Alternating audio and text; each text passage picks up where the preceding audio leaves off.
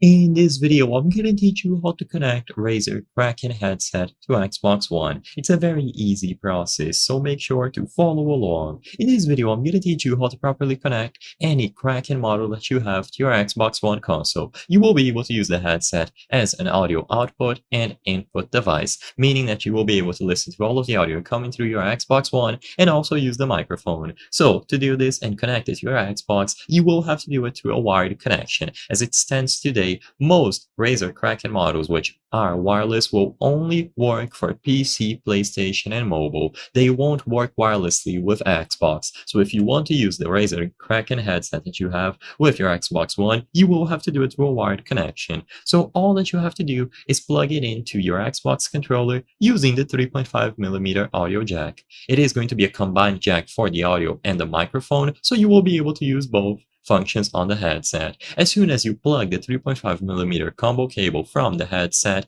into your device's audio jack, you will be good to go. So as soon as it is connected, you will be able to use the headset without any issues. It should be set up automatically for you, so it is plug and play, and you will be able to customize all of the options related to it.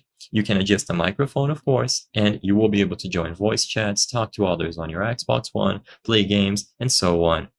And like I said, you can only use the Razer Kraken on your Xbox through a wired connection. They have a wireless dongle, but sadly, that is not compatible with Xbox consoles. They don't have the functionality that allows you to use wireless audio devices. So the most convenient way and the simplest one is just going to be by connecting the 3.5mm audio jack. Once that is connected, you will be good to go to listen to everything on your console.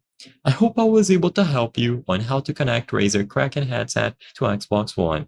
If this video helped you, please be sure to leave a like and subscribe for more very easy tips. Thank you for watching.